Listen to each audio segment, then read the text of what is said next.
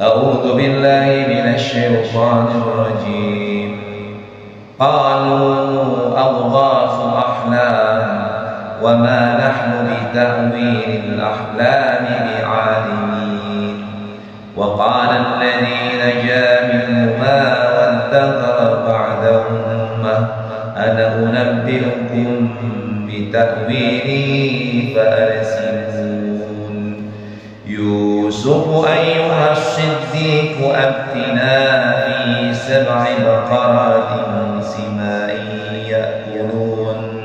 يأكلهن 7 حجاب وسبع سنبلات خضر وأخر يابسات لعلي أرجع إلى الناس لعلهم يعلمون. قال تزرعون 7 سنين دابا فما حصدتم فذروه في سنبله إلا قليلا مما تأكلون. ثم يأتي من بعد ذلك 7 شداد يأكلن ما قدمتم لهن إلا قليلا مما تحصنون. ثم يأتي من بعد ذلك عام فيه يغاث الناس وفيه يعصرون. وقال الملك ائتوني به فلما جاءه الرسول قال ارجع إلى ربك فاسأله ما بال النسوة اللاتي قطعن أيديهن إن ربي بكيدهن عليم. قال ما خطبكن إذ راوتن يوسف عن نفسه قلنا حاش لله ما علمنا عليه من سوء. قالت امرأة العزيز الآن حصحص الحق أنا راودته عن نفسي وإنه لمن الصادقين. ذلك ليعلم أني لم أخنه بالغيب وأن الله لا يهدي كيد الخائنين. صدق الله العظيم. Terlihat ya, ini penjelasannya dilihat dari ayat yang sebelumnya, ayat 44-nya, dari mulai 42 ya, ayat 42. Jadi ayat 43 dimulai. Wa qala al-malik, jadi kisahnya setelah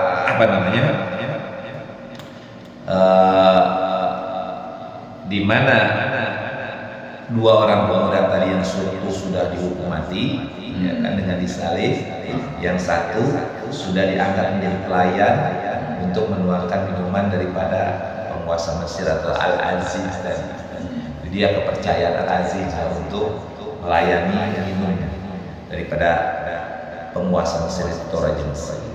Maka kemudian suatu ketika raja, artinya Al-Aziz tadi yang suaminya Zulaikha sebagai raja, dia bermimpi. Mimpinya itu bahwa dia melihat dalam mimpinya 7 ekor sapi gemuk dimakan oleh 7 ekor sapi khusus. Dan dia melihat pula ada 7 tangkai gandum yang hijau dan 7 tangkai lainnya yang warnanya sudah kering. Jadi dia melihat dalam mimpinya bahwa dia ada 7 ekor sapi yang dimakan oleh sapi yang khusus. Dan ada 7 tangkai daripada gandum yang masih hijau, yang lain ada 7 gandum yang sudah kering. Maka kemudian dia bertanya kepada para pemuka daripada kaumnya, artinya daripada tukang sihir, dia tanya juga tukang ramal gitu. Jadi yang ditanya itu para pemuka daripada kaumnya. Jadi kan di namanya raja kan penasehatnya ditanya, tanya lagi tukang amal, tukang ahli takwil. Kemudian ternyata jawabannya adalah qaul Allah subhanahu.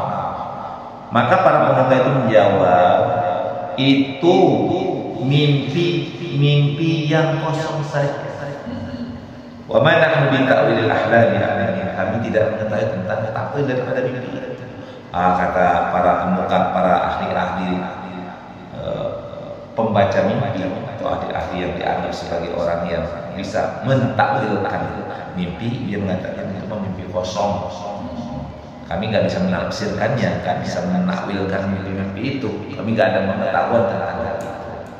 Jadi artinya para penyangka daripada kaum atau daripada masyarakat para kepercayaan raja itu nggak ada yang tahu tentang arti daripada mimpi raja tersebut.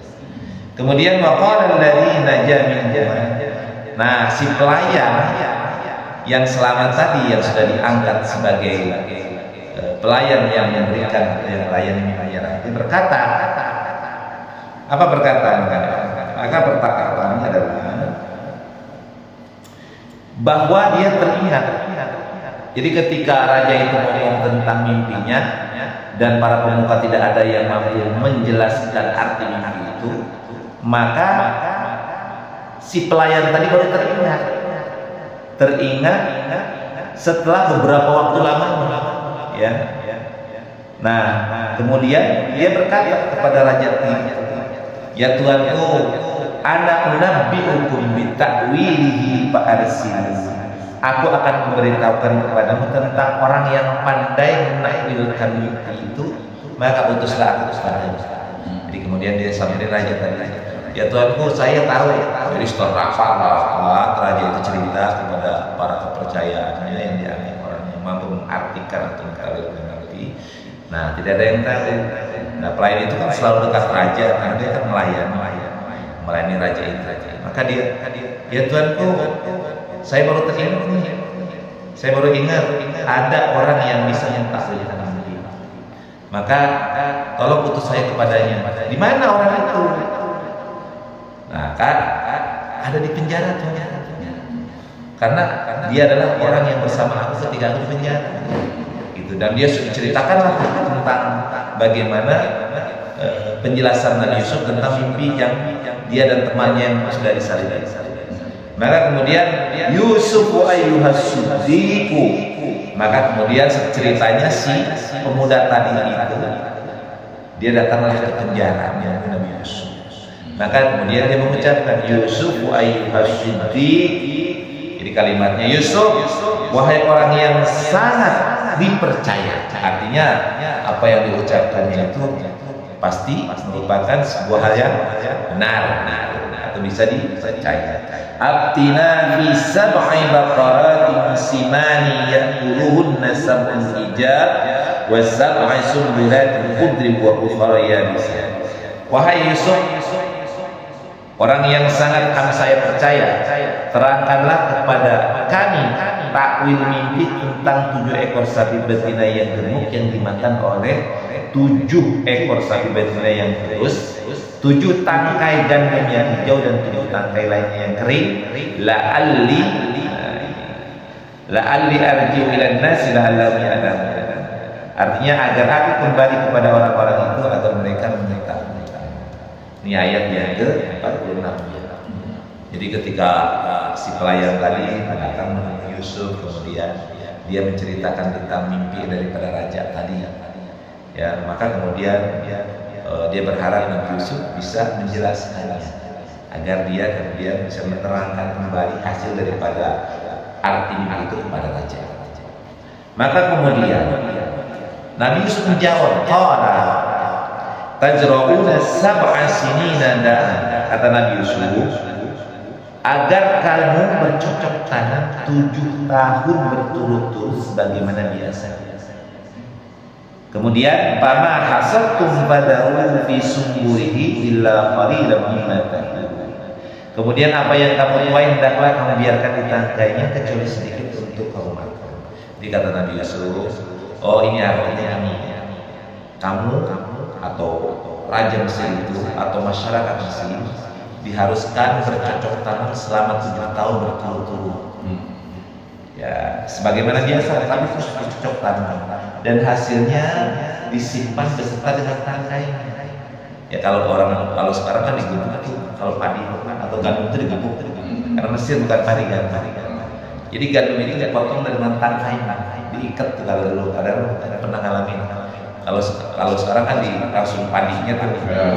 Nah kalau zaman dulu orang tua kita dibikinlah namanya gudang, kubu-kubu yang padi itu dipotong tangkainya, pakai etem kalau kamu saya. Iya dituai anai-anainya. Kalau saya pakai etem. Nah kemudian diikat dengan tangkainya, maka kemudian disimpan di atas. Nah seperti itu. Jadi kata Nabi Yusuf, bercocok tanam selama 7 tahun berturut-turut seperti biasanya. Kemudian sisakanlah atau simpanlah gandum itu dengan tangkainya. Kenapa dengan tangkainya? Agar tidak mudah busuk. Maka disimpan dengan tangkai. Kemudian makanlah sedikit saja, jangan dihabiskan. Hanya seperlunya saja kamu makan. Jangan dijual atau diekspor nggak boleh. Gitu. Jangan dipoya-poya. Kemudian thumma ya'ti min ba'di dzalika sab'un shidadun ya'kulunna ma qaddamtum lahunna illa qalilan mimma tusalun. Kenapa? Karena nanti akan datang sesudah itu 7 tahun shidadun. 7 tahun yang sangat-sangat sulit.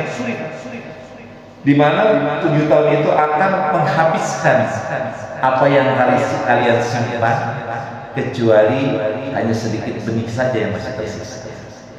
Kata Nabi seperti itu. Jadi kalian harus bercocok tanam selama 7 tahun berturut-turut, kemudian hasilnya simpan dengan tangkainya. Nah, nanti akan datang 7 tahun yang sangat sulit, di mana akan menghabiskan simpanan kalian itu dan hanya tersisa sedikit sekali, yakni benih untuk menanam kembali. Jadi akan datang masa sulit. Nah, baca klik bacakliknya bakal setahun 7 tahun. Jadi 7 tahun akan terjadi kekeringan. Jadi memang terjadi 7 tahun kekeringan sehingga tidak bisa bercocok tanam. Ya, dan lumbung padi itu habis sampai habis lumbung padi itu. Tapi karena sudah ada simpanan dipersiapkan sehingga tidak terlalu sulit. Maka kemudian waqala al-malik tuni, maka kemudian raja itu, jadi ceritanya si pelayan itu kemudian datang lagi ke raja menceritakan apa yang disampaikan oleh Nabi Yusuf.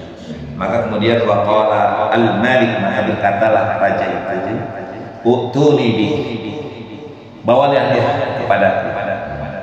Maka kemudian para maja'ahu rasul, ketika utusan itu datang kepada Nabi Yusuf, qala raji' ila rabbika fas'alhu ma balu niswati allati qatta'na aydiyahum. Maka kemudian Nabi Yusuf berkata kepada utusan Nabi.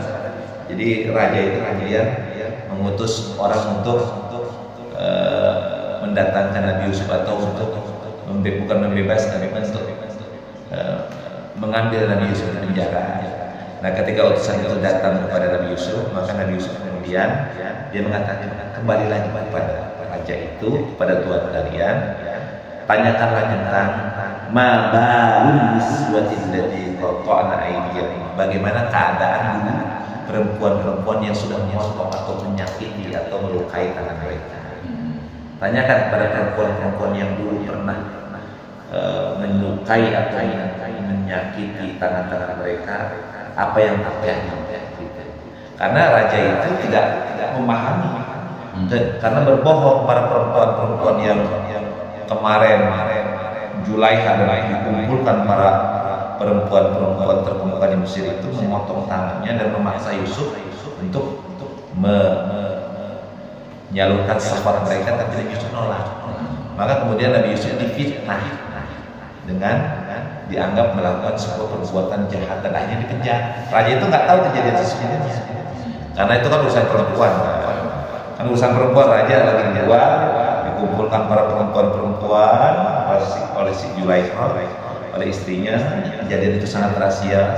Kemudian Yusuf dipaksa untuk melakukan sesuatu yang melayani syahwat perempuan-perempuan itu. Ini perempuan-perempuan di tempat satu.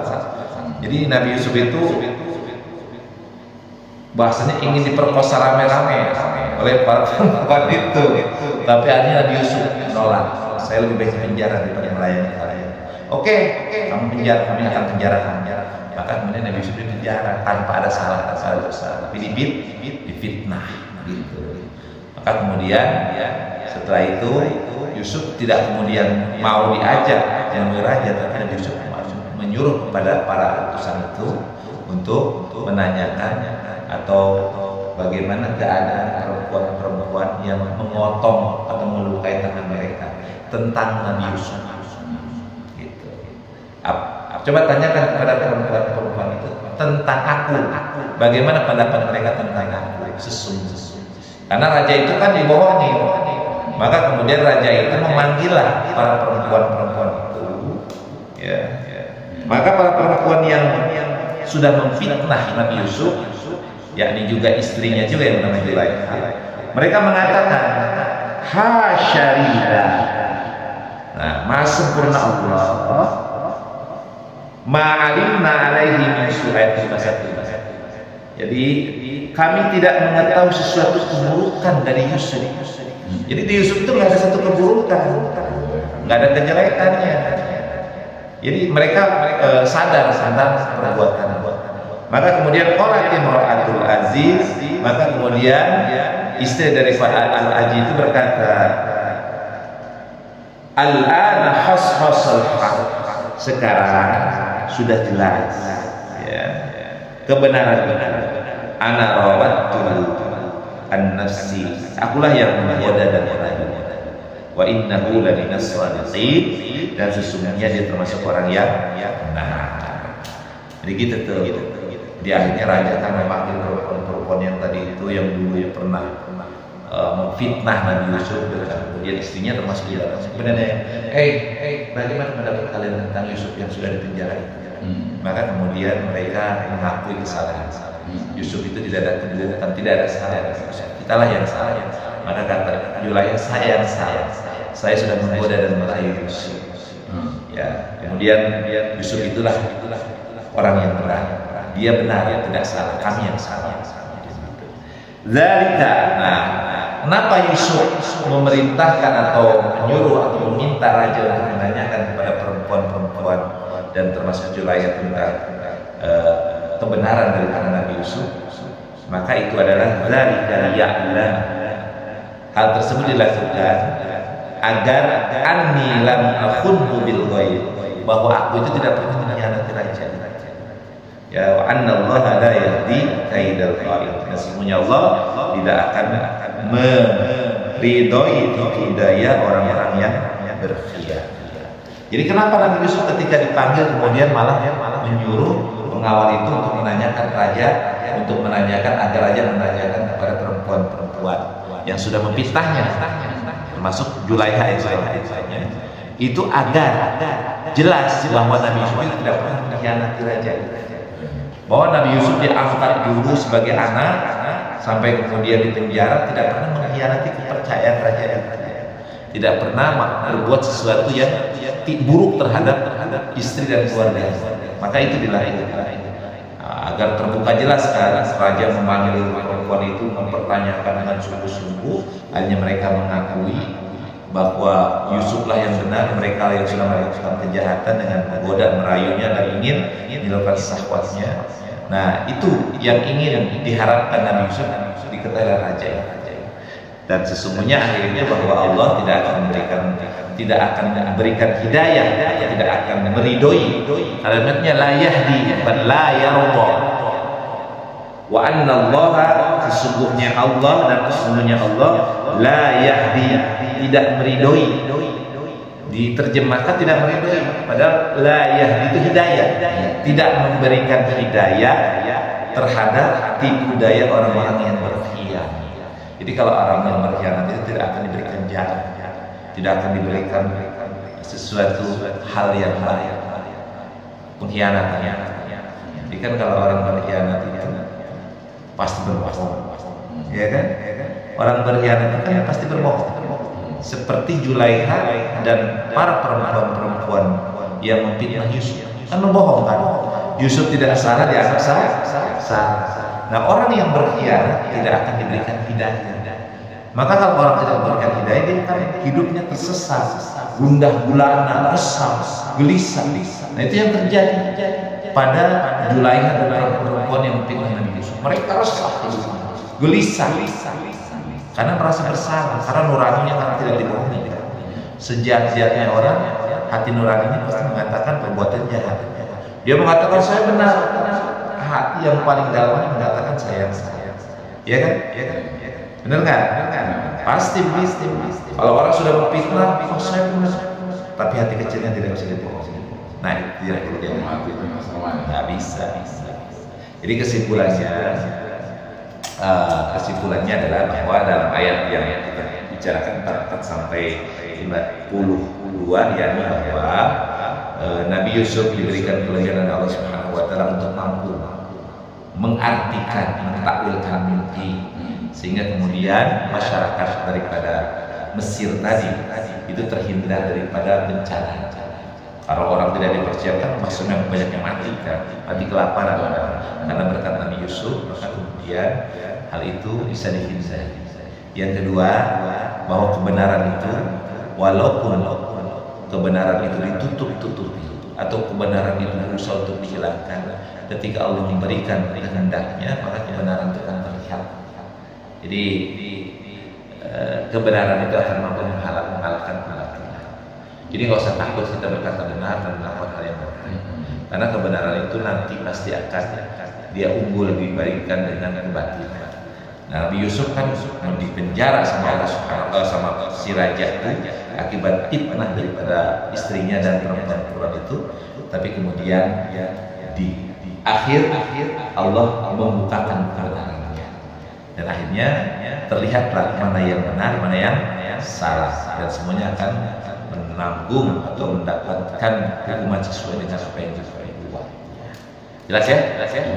Shadaqallahul azim. Alhamdulillah.